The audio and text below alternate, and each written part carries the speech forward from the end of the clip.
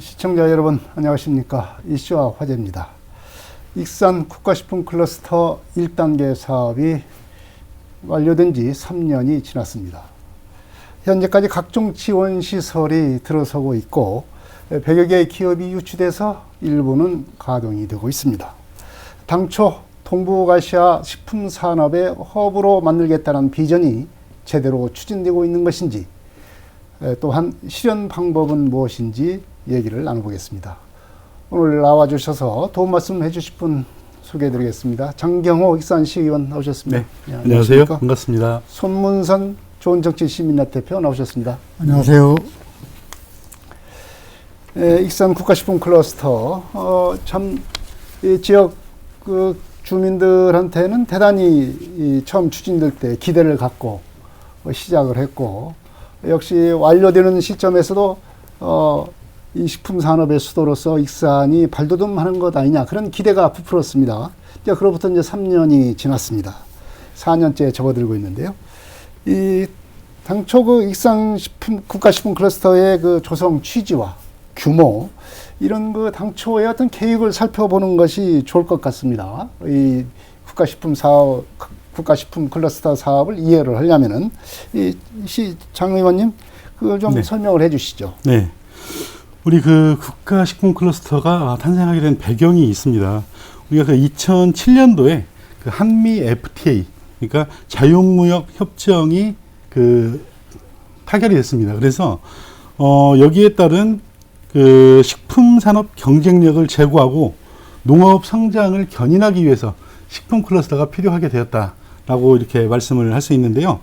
우리가 한미 FTA를 통해서 국내 농산물 시장이 타격을 받을 것으로 예상이 되다 보니까 국가식품 클러스터를 통해서 이를 좀 해결을 해보자라는 이러한 그 정부의 정책 방향이 섰습니다. 그래서 그 다음에 또 보면은 우리 세계 식품 시장 규모도 꾸준하게 증가를 하고 있고, 국내 식품 시장도 지속적으로 이렇게 성장을 하고 있어서 국내 식품 클러스터가 좀 필요하다라는 의견들이 대두가 되었습니다. 그래서 좀 전에 사회자님께서 말씀하셨던 대로 우리 동부가 식품 수도로 한번 만들어 보자. 네. 그래서 식품 시장을 좀 더 활성화를 시킬 수 있는 방안을 좀 찾아보자라는 취지에서 마련이 되었고요.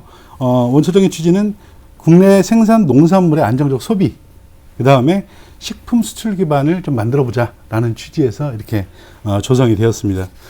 조성 규모 같은 경우는 약 232만 평, 232만 제곱미터, 그래서 약 한 70만 평 규모로 여의도 면적과 이렇게 맞먹는 면적으로 이렇게 조성이 되었고요. 총 사업비는 약 5,535억 정도 이렇게 예상을 하고 시작을 했습니다. 맨 처음에 우리 국가식품 클러스터 조성 당시 계획은 식품기업하고 연구소를 약 한 160개 정도 유치를 하고 7개 기업 지원시설을 목표로 해서, 원래는 2014년도에 준공 계획이었으나 약 한 3년 정도 늦어진 2017년도 말에 조성이 되었고요. 처음에 계획은 이제 국내 우량기업들을 좀 많이 유치를 하고 해외 유명 식품기업들까지 좀 유치를 해서 식품 산업을 체계적으로 육성을 해서 해외 시장도 개척을 하고, 입주기업을 통해서 약 한 15조 정도, 그리고 22,000명의 고용을 창출을 하자라는 계획하에 만들어졌습니다. 네. 총 매출 규모를 15조, 그리고 이제 고용 규모만 해도 22,000명. 계획은 상당히 크게 시작을 해서, 말하자면 그때 당시에도 이제 우리가 기억을 합니다. 동북아시아의 식품 산업의 허브로 만들겠다. 이런 비전을 우리가 기억을 하는데요. 이제 그렇게 이제 시작이 돼서 구체적으로 이제 식품 클러스터를 운영하기 위한 여러 가지 이제 기관들이 들어서고 그렇지 않습니까? 지금 이름이 바뀌었습니다만 국가식품지원센터에서 식품산업진흥원 이렇게 이제 이름이 바뀌었습니다. 그래서 이제 이 식품진흥원이 말하자면 이제 국가식품 클러스터를 이제 지원 관리하는 정부 산하 기관으로 지금 운영이 되고 있는데요. 이 식품진흥원이 관장하는 이 식품 클러스터의 어떤 지원 기관이 있지 않습니까? 기업들을 위한 이런 지원 기관들이 들어서서 이것이 상당히 이제 확충됐다 이런 평가를 받기도 하는데 어떤 기관들이 들어있었습니까, 손 대표님? 예, 지금 국가식품 클러스터 안에는 이제 정부 지원 시설이라고 기업 지원 시설이 있는데요. 현재 12개 시설이 이렇게 계획돼 가지고 운영이 되고 있습니다. 그리고 네. 현재 입주한 시설은 아까 말씀드렸듯이 한국식품산업클러스터 진흥원 그리고 식품기능성평가센터 등 8개 기관은 현재 입주해서 운영이 되고 있고요. 8개 기관이요? 네, 그리고 농식품 원료 중개공급센터나 청년식품 허브센터 같은 경우 4개 시설 같은 경우는 2023년도까지 준공을 앞두고 현재 계획되고 추진되고 있습니다. 네. 그러니까 이제 이 당초에 계획했던 12개 지원 시설 가운데 8개 시설은 이미 현재 가동을 하고 입주해서 있고, 예. 운영을 하고 있습니다. 하고 있고 나머지 4개 시설이 이제 2023년까지 들어서게 된다는 얘기인데, 그렇다고 보면 지원 기관들하고 면면을 보게 되면 이 클러스터에 입주하는 기업들이 이제 운영하는데 창업에서부터 어떤 뭐 판매, 마케팅 하는 게까지 아주 다 지원할 수 있는 뭐 그런 어떤 시설들이 지금 다 있게 되는 거죠, 지금. 예. 이렇게 돼 있는데 여러 가지 이제 지금으로 말하자면 각광을 받는 것이 이제 창업 지원 시설 이런 것들이 지금 그 관심을 받고 있는데 이른바 그 창업도 지금 그 지원도 하고 있고 어떤 그 청년 창업 식품에 관심 있는 청년 창업인들도 상당히 이제 관심을 갖고 보는 게 사실 아닙니까? 네네, 그렇습니다. 이 창업을 위한 시설 그리고 어떻게 지금 운영이 되고 있습니까, 장 의원님? 네네. 좀 전에 이제 우리 손문선 대표께서 얘기를 해 주셨던 대로 우리 지원 시설들이 많이 들어와 있습니다. 여기 보면은 식품 기능성 평가 지원 센터라든지 식품 품질 안전 센터, 그다음에 패키징 센터, 그리고 소스 산업화 센터, 그리고 식품 벤처 센터 등이 이렇게 운영이 되고 있는데요. 식품 벤처 센터 같은 경우는 약 한 52실 정도를 네. 갖추고 있어서 식품 창업에 관심이 있는 분들이 와서 거기에서 창업 인큐베이팅을 할 수 있는 그런 시설도 지금 만들어지고 있고요.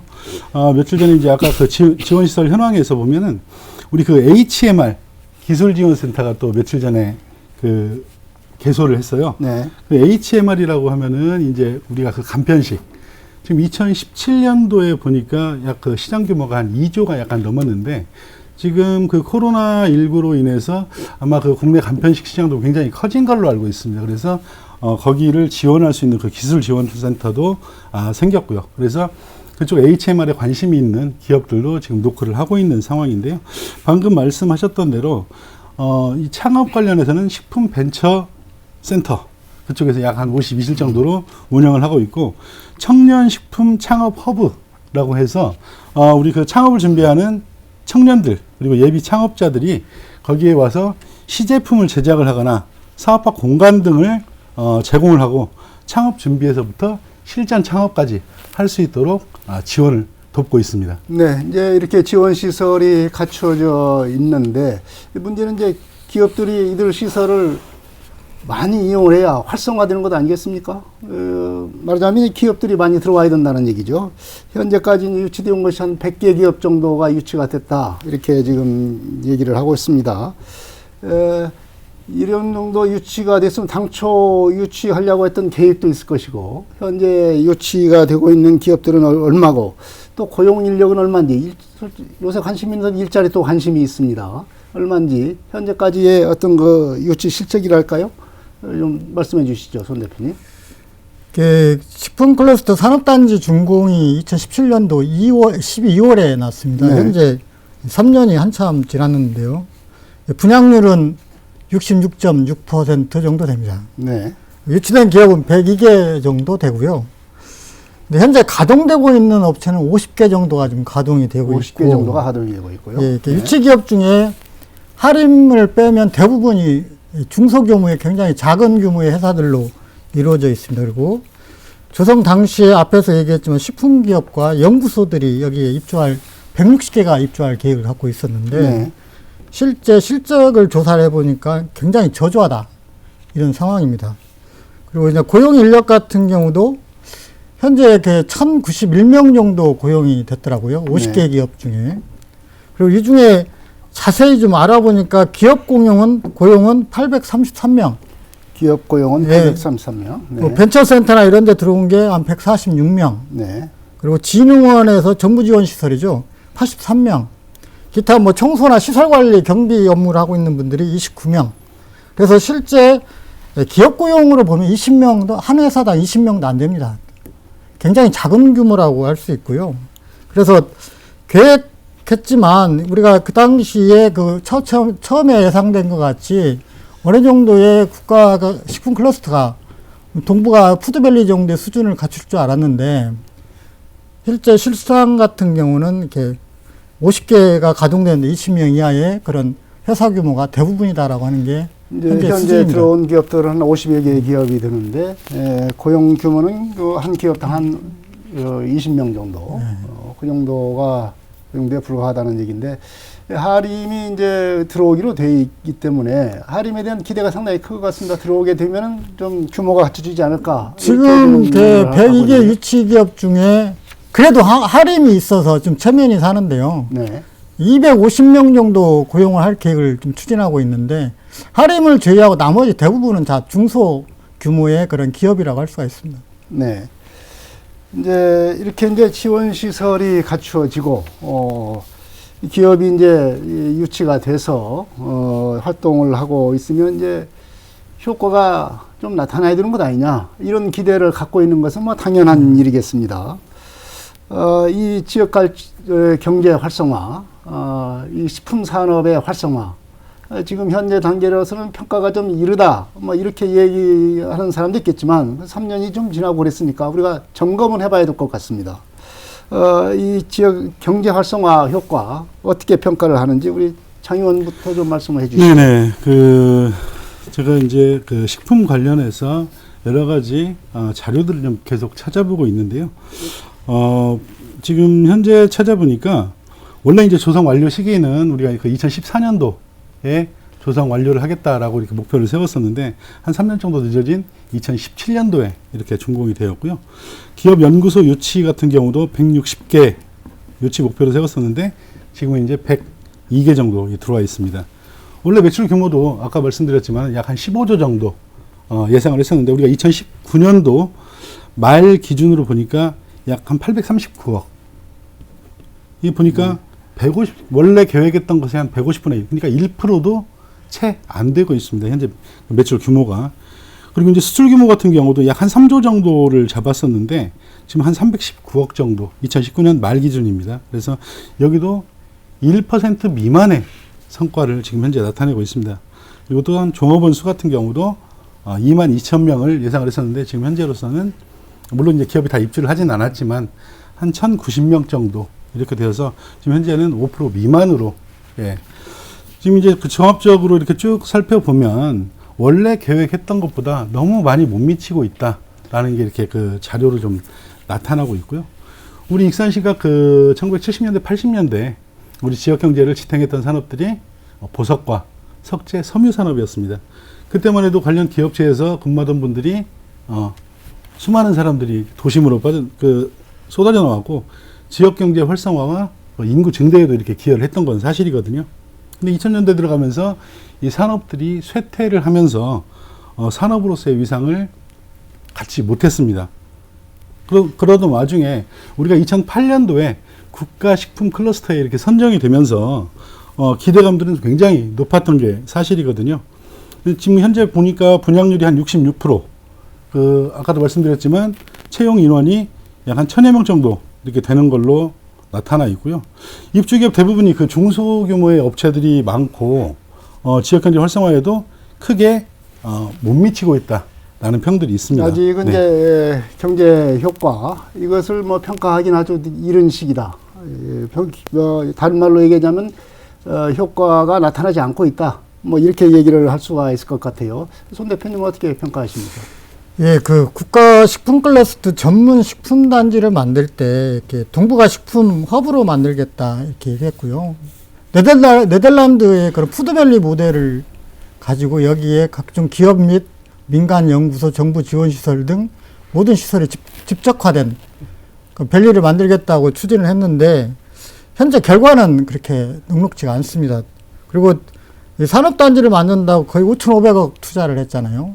그리고 이 중에 12를 포함 지방비가 한 743억 원이나 들어갔거든요. 네. 이 70만 평 규모의 어쨌든 우량의 농지를 수용을 해서 이렇게 만들었거든요. 그래서 막 그때 시민들한테도 2만 2천 명 아까서 말씀하셨지만 예, 고용 효과가 있다. 15조 이상의 그런 매출 효과가 있다. 막 굉장히 홍보도 많이 하고 저희들한테 꿈을 부풀게 했는데 실제 보니까 거의 1% 수준밖에 안 됩니다. 계획 대비 1% 수준이기 때문에 실망을 할 수밖에 없고, 또 하나는 우리가 기업 유치나 고용 효과, 산업단지 부분을 이렇게 할 때는 뭔가 시민들한테 느끼는 효과가 바로 나타나야 하거든요. 근데 익산시 인구나 현재 청년 고용률로 보면 현저하게 떨어지고 있지 않습니까? 그게 식품 클러스터 여기에 기여를 해야 하는데 그러지 못하고 있다라고 하는 생각을 하고 있고요. 더 큰 문제는 식품 클러스터 하면 기억나는 혹시 기업 있어요? 거의 없을 겁니다. 문제는 주력 기업이 없어요. 국가 식품 클러스터에 맞게끔 브랜드 파워가 있어야 하는데 현재 식품 클러스터 이미지만 보더라도 하나의 산업단지 수준 이상을 벗어나지 못하고 있거든요. 그게 큰 문제라고 저는 생각을 하고 있습니다. 네, 뭐 상징 기업이 없다는 그런 얘기인데요. 역시 이제 식품 클러스터의 성격을 그대로 지금 얘기해 주는 것이 아닌가. 이 식품 클러스터의 지금의 어떤 그 사정을 그대로 표현하는 말이 아닌가 이 생각이 듭니다. 이렇게 이제 경제 효과가 나타나지 않는 이유가 있을 것 같습니다. 나름대로 그 이유를 진단을 해야 뭐 해결 방안도 찾을 수가 있을 것 같아요. 이유는 뭐라고 보십니까, 장 의원님? 네, 방금 그 송문선 대표도 얘기를 하셨지만 국가식품 클러스터 하면은 떠오르는 기업이 없는 거는 사실입니다. 그 대기업들이나 규모가 있는 기업들이 들어오지를 못하고 있습니다. 기업 유치에 어떤 그 한계가 있는 상황인데요. 그 내용을 들어가 보니까 우리가 그 국내 식품 시장을 소비하는 곳들이 대부분 서울, 경기권, 수도권 쪽이 많습니다. 근데 여기에 따른 그 물류 비용 때문에 대기업들이 들어오는데 좀 주저하고 있다. 그 다음에 하나 더는 그 용지 가격입니다. 용지 가격이 지금 현재 우리가 그 평당 한 50만 원 정도 이렇게 분양을 하고 있는데 경쟁력이 크게 많이 없다라는 게 이유인 것 같고요. 그 다음에 한 가지 더는 우리 익산 국가식품 클러스터가 들어오면서 이 식품 산업의 최적 여건을 갖췄으나 여기서 그 우리 익산시나 우리 익산시 정치권에서 그만큼 노력을 못했다라는 부분도 그 이유로 들 수 있을 것 같습니다. 네. 뭐 세 가지 요인을 갖다가 짚어 주셨어요. 우리 손 대표님은 뭐 이유에 대해서 어떻게 진단을 하십니까? 예, 목표만 거창했고요. 실제 목표를 뒷받침하기 위한 전략이 없었다고 저는 생각을 합니다. 동부가 푸드밸리에 맞게 구상을 하고 추진을 했어야 하는데 그러지 못하고 일반 산업단지 같이 추진을 했다라고 하는 게 큰 문제고요. 그리고 이제 굵직한 식품기업을 유치를 해야 하는데 대부분이 다 중소 소규모 단위 20명, 평균 20명 이하잖아요. 네. 소규모 단위 기업만 유치하는 숫자에 빠졌다 저는 생각을 하고 있습니다. 그리고 각종 제도를 좀 준비를 했어야 한다고 보고 있어요. 국가 식품 클러스터에 맞게끔 관련된 법률이 제정이 되고 거기에 관련된 각종 지원 혜택이나 지원 이렇게 규정이나 이런 것들을 두고 이거를 밀어줬어야 하는데 실제 그러지 못하는 부분도 있습니다. 그리고 현재 그 국회에서 관련된 뭐 조세특례 제한법을 연장하는 법이 좀 개정안이 발의된 걸로 알고 있습니다. 네. 근데 앞으로 연장이 돼야 할 것 같고요. 식품 클러스터 같은 경우도 국가산업인데 별도법이 없습니다. 별도법이 없고 식품산업진흥법 제12조 가지고 운영되고 있거든요. 국가식품 클러스터가 이 정도 수준밖에 안 된다라고 하는 것은 정부의 의지를 바로 엿볼 수가 있다는 생각이 들고요. 그래서 빨리 관련 제도도 좀 만들고 관련된 지원 부분들도 재정비하고 관련된 국가의 전략도 재수립하는 이런 과정이 없다라면 실제 목표 달성이 굉장히 어려울 것이다 이렇게 판단합니다. 네, 역시 이제 전략 부재 그리고 상징 기업 여러 가지 뭐 제도 부족 이런 것들이 이제 원인이다 이렇게 지금 진단을 했습니다.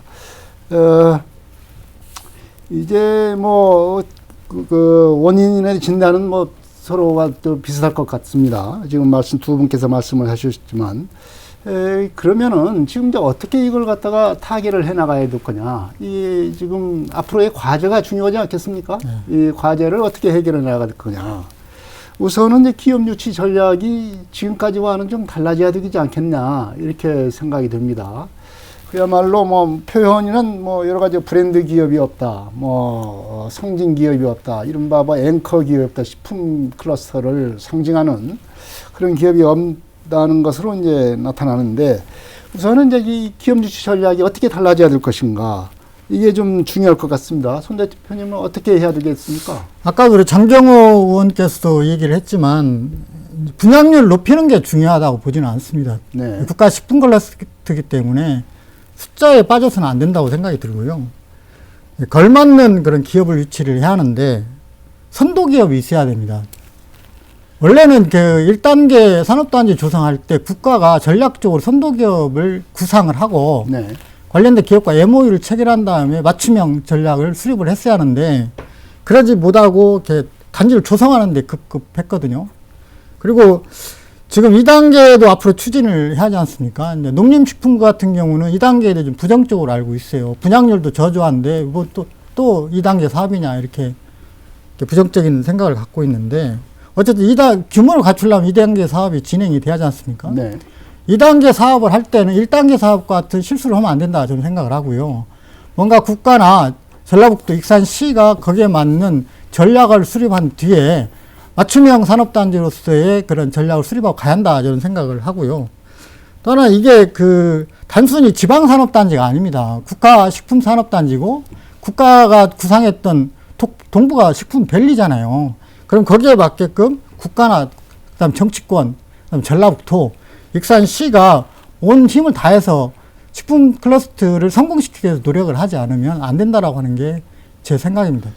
적어도 2단계 조성 사업을 할 때는 뭔가 그 전략이 갖추어진 다음에 이렇게 이제 사업을 추진해야 된다. 우선 단지부터 조성하는 것은 별로 효과가 없다. 뭐 이렇게 말씀을 해주셨는데 또 이 장경호 의원님 이 기업 유치를 하는 데는 지금 현재 우리 지방에서 기업 유치를 한다는 게 대단히 어렵지 않습니까? 네네. 그야말로 수도권 집중화되는 이런 상황에서 지역이 기업을 유치하는 것은 그만큼 어떤 그 메리트가 있어야 되지 않겠습니까? 네, 맞습니다. 그런 점에서 이제 그 식품 클러스터에 유치된 기업들의 어떤 그 세금 감면 이런 것이 지금 있어 왔습니다. 네네. 그런데 이제 올해 말까지 지금 기간이 만료가 된다고 그래요. 그래서 연장을 지금 뭐 해야 된다 이렇게 추진을 하고 있는데 어떻습니까? 이런 것들을 포함해서 제도도 중요하지 않겠습니까? 기업 유치를 위한 여러 가지 제도 마련 이것도 중요하지 않겠습니까? 네, 그렇습니다. 원래 이 조세 특례 제한법을 통해서 그 지원을 받아 왔었습니다. 근데 지금 보니까 2019년도에 이춘석 의원이 이제 조세특례 제한법 개정안을 대표 발의를 합니다. 이 내용이 뭐냐면 원래는 들어올 때 100% 국세를 면제를 해주는, 그러니까 5년간 100% 국세 면제, 5년간 지방세 면제를 혜택을 주기로 하고 맨 처음에 계획이 되어 있었는데 이게 정부에서 약속이 제대로 지켜지지 않았어요. 그래서 이춘석 의원이 개정안 발의를 통해서 2021년 12월 31일까지 들어오는 기업에 대해서 국가식품 클러스터 내 사업장에서 과세년도 개시일로부터 5년간 세금을 좀 감면을 해주자, 이거를 발의를 했는데요. 이게 통과가 됐습니다. 그래서 3년간 법인세 100% 면제, 네. 그리고 그 이후에 2년간은 50% 정도를 면제를 해주는 이런 게 지금 조세 특례 제한법의 주요 골자 내용이었습니다. 근데 우리가 2021년도면 올해 말이거든요.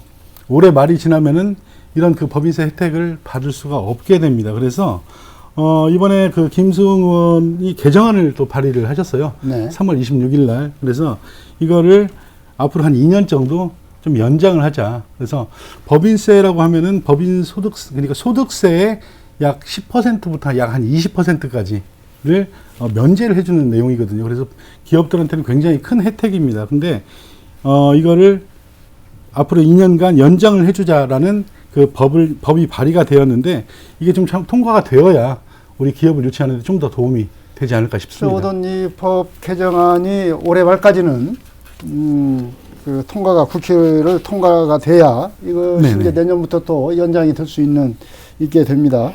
만약에 뭐 올해 안에 통과가 안 되면 이것도 좀 어렵게 되지 않나 이렇게 생각이 드는데요. 또 이제 국가식품 클러스터에 입주해서 지금 가동하고 있는 기업들과 근로자들의 어떤 그 교통편이랄지 이런 편의 시설도 굉장히 지금 어렵지 않습니까? 익산 시내에서 식품 클러스터까지 출퇴근하는데 지금 애를 먹고 있는 그런 상황인데 이런 편의 시설 확충도 좀 과제 아니겠습니까? 물론 여러 가지 이제 그거 하려면은 뭐 대중교통업체의 어떤 그 수익성 뭐 이런 문제도 있고 여러 가지 어렵겠습니다만은 이것도 풀어야 되지 않겠습니까? 지금 이렇게 익산시 인구가 매년 이렇게 5천 명씩 줄고 있는데요. 익산시가 산업단지를 조성하고 기업을 유치하는 이유는 인구 증가도 기대하는 게 크거든요. 네. 근데 이제 산업단지가 시내에서 멀리 떨어져 있다 보니까 근무자들이 출퇴근하려면 시간이 많이 걸리잖아요. 뭐 가까이에 그런 정주권이 있는 것도 아니고, 그리고 전주나 봉동은 좀 굉장히 가까이에 있고, 네. 이 기업들이 애로사항이 좀 많은 것 같습니다. 고용을 하는데. 그래서 익산시가 지금 교통비로 올해 보니까 3억 3천만 원을 주더라고요. 그리고 기숙사 임차료로 8천만 원을 지원을 하는데 작년에도 지원을 했습니다. 이렇게 해서 해결될 문제는 아니라고 생각이 들고요. 원래는 식품 클러스터 산업단지 안에 공동주택 부지하고 단독주택 부지가 있습니다. 수용 가능한 인원이 2,000명 정도 되거든요. 네. 공동주택 같은 경우는 674세대가 계획되어 있는데 2018년도 7월에 사업 승인이 나갔어요. 근데 아직도 아파트를 짓고 있지 않습니다. 그러다 보니까 실제 그 식품 클러스터에 근무하는 근로자들한테 제공할 수 있는 정주권이 전혀 없어요. 그러니까 지금 시가 어쩔 수 없이 교통비하고 기숙사비를 지원을 하고 있잖아요. 산업단지를 만들고 기업이 유치되면 인구 증가나 이 근로자들이 익산에 살아야 하는데 실제 그러지 못하고 있는 상황이 벌어질 수 있기 때문에 익산시가 좀 빨리 서둘러서 있는 계획이라도 좀 완공을 하는 그런 계획으로 좀 추진했으면 좋겠다 생각을 합니다. 네, 지금 뭐 주택단지 뭐 이런 말씀을 해 주셨는데 역시 이제 산업단지가 제대로 가동이 되기 위해서는 이 배후도시 이 정주 여건을 갖춘 이 생활 편의 시설을 갖춘 이런 배후도시 구축이 지금 필요하지 않겠습니까? 지금은 뭐 생각도 지금 많고 있는데 이에 대한 대책도 좀 있어야 될 것 같아요, 손 대표님. 지금 원래 국가식품 클러스터 배후도시는 2012년도부터 계획을 했고 네. 민자 사업으로 이걸 쭉 진행을 하는데요. 뭐 LH나 전북개발공사에 의향타진도 해왔는데 현재는 거의 추진이 안 되고 있습니다.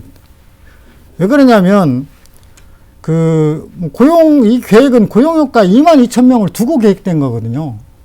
근데 실제 고용된 인원이 1,090명 정도밖에 안 되잖아요. 근데 이거를 이 1,000명 좀 넘는 인원수를 수용하기 위해서 배후도시를 할 수 없다라는 게 지금 농림식품부 입장입니다. 그리고 앞으로 2단계 사업도 좀 다시 구상하고 추진돼야 하는데 그 계획도 지금 현재 안 나오고 있는 상태에서 그리고 또 하나는 산업단지 안에 2,000명 정도가 살 수 있는 공동주택과 단독주택 부지가 있거든요. 네. 있는데도 불구하고 현재 이거를 짓지 않고 있잖아요. 그런 부분부터 좀 추진을 하고 이후에 계획하자 이런 계획인데 앞으로 이제 배후도시는 이 정도 규모가 커진다라면 그에 대한 구상이나 그 다음에 이거에 대한 조성이 필요하다고 보고 있습니다. 그래서 앞으로 2단계 사업 추진할 때 다시 재추진하는 이런 계획으로 좀 가고 있는 걸로 알고 있습니다. 네. 이제 2단계 사업이 이제 추진이 돼야 어떤 국가식품 클러스터 사업의 어떤 면모가 드러날 수가 있다고 볼 수 있겠어요. 이제 이런 것들을 종합적으로 추진하기 위해서는 현재와 같은 제도의 틀 안에서 하기는 대단히 어렵다. 그래서 뭐 특별법 제정이 필요한 것 아니냐. 이런 의견들이 계속 지금 나오고 있습니다. 시의회도 뭐 결의안도 내기도 하고 이렇게 하는데 어떻습니까? 이 특별법 제정. 이게 지금 뭐 결국은 국회에서 법이 제정이 돼야 되지 않겠습니까? 이게 어떻게 해야 됩니까? 우리 정치권의 노력도 필요할 것 같고요. 장 의원님. 네네, 꼭 필요합니다. 제가 지난 3월 달에, 여기 특별법 제정이 필요하다는 건의안을 우리 25분, 우리 시의원님들의 동의를 받아가지고 제정 촉구 건의안을, 전달을 했습니다. 이제 국회에, 전라북도에, 그리고 우리 지역에 있는 정치권에, 제안을 했는데요. 우리 원래 계획대로라면 세계 식품도시로 성장할 수 있도록 만들겠다라는 취지로 계획이 되었었던 우리 이 식품 클러스터가 답보 상태를 면치 못하고 있습니다. 그래서 2019년 8월 달에 문재인 대통령께서도 우리 익산 하림 본사를 방문을 해서 우리 익산의 식품산업, 식품기업 지원을 위해서 최선의 노력을 다하겠다라고도 하셨고요. 국가식품 클러스터 입주 기업들의 지원과 식품산업 육성을 위한 특별법은 꼭 필요하다라는 차원에서 지난 조배수 공원께서 특별법 발의를 하셨었죠. 그때 특별 법안 내용들을 보면 방금 말씀을 하셨었던 그런 내용들이 나옵니다. 우리 국가식품 클러스터 활성화를 위해서 배후 복합 도시가 필요하다라는 네. 내용하고요. 각종 기반 시설과 부대 시설을 지원을 해야 된다라는 내용. 그리고 입주 기업 및 연구소 등에 대해서 조세 감면 혜택, 요 내용도 담겨 있고요. 그다음에 외국인 투자 활성화를 해야 된다라는 그런 내용들도 담고 있습니다. 그래서 만약에 그때 당시에 특별법이 통과가 됐더라면은 지금부터 좀 더 낫지 않았을까라는 생각을 해보는데요. 지금 현재는 식품산업진흥법에서 규정하는 종합계획 및 지원센터 설립, 그다음에 다른 내용들을 많이 담고 있지를 못합니다. 그래서 우리가 정부 지원도 빈약하고 기업 유치도 좀 저조할 수밖에 없다라는 상황에 처해 있습니다. 손 대표님, 예. 이런 특별법을 제정을 하기 위해서는 그러면 정치적 힘의 논리가 작용하는 게 또 정치 아니겠습니까? 그렇죠. 국회의 논리가 바로 이제 힘의 논리라고 할 수 있겠는데, 우리 정치권의 노력, 그리고 익산시와 전라북도는 물론이고 정치권의 노력, 그리고 정부의 의지도 필요해요. 근데 지금은 그렇지 않은 것 같습니다. 어떻습니까? 이걸 어떻게 돌파를 해야 되겠습니까? 지금 국가 전략이고 이게 여당의 공약이었거든요. 식품 클러스터 같은 경우는 2018년도에 그런 여당의 지방선거 공약이기도 합니다. 그리고 국가 산업단지이기도 하고요. 그러면 거기에 맞게끔 제도적 정비가 되지 않으면 안 된다라고 하는 거고요. 네. 대부분이 보면 국가 산업으로 추진되고 있는 각종 사업을 분석을 해보면 요즘 예타도 면제를 해주고 있고요. 각종 특별법을 제정을 하고 있습니다. 아시겠지만 부산 가덕도 공항 특별법까지 나왔잖아요. 네. 그러면 국가식품 클러스터에 대해서도 특별법을 제정을 해줘야 한다 저는 생각을 하거든요. 그래야 목표같이 동부가 푸드밸리가 되든 동부가 식품 허브가 되든 뭔가 규모를 갖출 텐데 그러지 않다라고 하는 거고요. 특히나 현 정부에서 해줘야 할 게 있습니다. 수도권 규제를 강화해줘야 합니다. 현재 수도권 규제가 완화되면서 전부 다 기업들이 수도권으로 가고 있거든요. 김포, 강서, 특히 충북 지역까지 다 입주를 하고 있는데 그러다 보니까 호남 지역으로 기업이 내려오려고 하지는 않아요. 그러면서 고용 인력도 확보하는 데 굉장히 힘든 조건을 갖고 있거든요. 그래서 현 정부가 국가식품 클러스터에 대한 애정을 가지고 뭔가 호남 지역에 그리고 동북아의 그런 식품도시로서 뭔가 만들려고 하는 의지가 있다라면 특별법 제정부터 수도권 규제 강화, 제반 제도 정비들을 통해서 이거를 밀어주지 않으면 안 된다라고 하는 게 제 생각입니다. 네. 결국은 이 식품 클러스터도 지역균형 발전 차원에서도 이런 특별법이 만들어져야 된다는 얘기죠. 마지막으로 이제 익산 국가식품 클러스터가 이제 우리가 처음에 내세웠던 그런 비전이 있지 않습니까? 동북아 식품 산업의 허브로 만들겠다. 이런 당초의 취지를 다시 한번 상기시키는 의미에서 그렇게 발전을 하려면 어떻게 해야 할 것인가 정리의 말씀으로 들어보겠습니다. 손 대표님. 아까 재차 얘기 드리는데요. 식품 클러스터는 익산의 성장 동력이기도 하지만 국가 전략 산업입니다. 그리고 국가 균형 발전에 의해서 추진돼야 할 대표적 산업이거든요. 근데 지금 각종 수도권 규제가 완화되면서 지방이 굉장히 침체되어 있고 특히 각 지역마다 식품 클러스터나 식품 단지를 만들고 있습니다. 얼마 전에 CJ 같은 경우도 충북 진천에 산업단지를 조성하는 걸로 들었거든요. 네. 그럼 이런 부분들이 원래는 국가식품 클러스터로 집적화돼야 맞잖아요. 그러지 않고 국가라고 하는 이름을 갖고 있지만 실제 이거에 대해서 책임지려고 하는 기관들 같은 경우는 노력을 않고 있다라고 하는 게 증명이 됐고요. 그래서 특히 앞으로 우리 정치권, 전라북도, 정부 기관, 익산에 있는 식품 클러스터가 단순히 익산에 있다고 해서 치부할 게 아니고 국가 산업으로서 좀 규모를 갖출 수 있도록 전략적으로 좀 접근을 해줬으면 좋겠고요. 익산이나 전라북도도 현재 식품 산업도 중요하지만 앞으로 문화적 관광적 접근도 필요하다 보고 있습니다. 푸드파크를 만든다든지 그리고 IT 기술을 통한 그 플랫폼 기업들이 많잖아요. 이런 기업들도 유치할 수 있도록 전략적 수정이 있어야 한다고 저는 보고 있습니다. 네. 장경호 의원님. 네,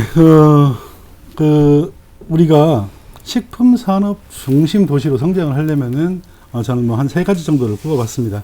우리 그 국가식품 클러스터 육성 및 지원을 위한 특별법은 반드시 필요하다. 이게 첫 번째인 것 같고요. 두 번째는 우리가 그 익산시가 국가식품 클러스터가 들어와 있고, 그 다음에 그 농식품 관련해서는 농산물을 주 원료로 한 식품 산업을 그 지원하는 데가 한 군데가 더 있습니다. 우리 농업기술실용화재단이 바로 그 농촌진흥청 산하에서 그런 그 역할들을 수행을 하고 있는데요. 그런 최적의 여건들을 갖추고 있는데, 우리 익산시에서 아까도 말씀드렸지만 7, 80년대 우리 경제를 지탱을 했던 핵심 산업들이 그 성장을 멈추면서 우리가 대표 산업으로 좀 키워나가야 되는데, 우리 익산시가 그 식품도시라는 것들을 좀 천명을 하고 전국에서 유일한 식품도시 컨텐츠를 좀 선점을 해야 될 필요가 있다라는 게 이렇게 두 번째이고요. 우리 그 손문선 대표께서도 말씀을 하셨지만, 우리 그 국가식품 클러스터가 익산시에 있어서 우리 익산시만 신경을 써야 될 것이냐, 요거는 아닌 것 같습니다. 전라북도 차원에서 적극적인 노력이 필요하고요. 지역 정치권에서 당연히 노력을 해야 되는 게 당연히 같이 진행이 돼야 될 상황입니다. 그래서 이런 노력들을 통해서 우리 익산시가 정부가 원래 약속을 하고 추진을 계획을 했던 이런 대한민국의 식품 수도, 나아가서는 동부가 식품 수도로서 그 역할들을 할 수 있기를 기대해 봅니다. 네. 현재까지는 익산 국가식품 클러스터가 동북아의 식품산업 허브로 만든다는 당초의 비전은 불가능해 보입니다. 하지만 이미 갖추어진 여러 가지 지원 시설과 그리고 기업 유치 전략을 다시 한번 가다듬고 또 제도도 확충을 해서 이런 것들을 잘 갖추어 나간다고 하면 불가능하지는 않다라고 하는 그런 희망도 가져봅니다.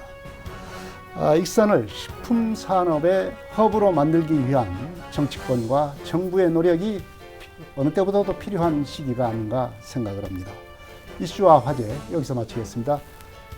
지금까지 손문선 좋은정치시민의 대표 그리고 장경호 익산시의원 여러 가지 말씀 고맙습니다. 네, 감사합니다. 고맙습니다. 이슈와 화제 여기서 마치겠습니다. 시청자 여러분 안녕히 계십시오.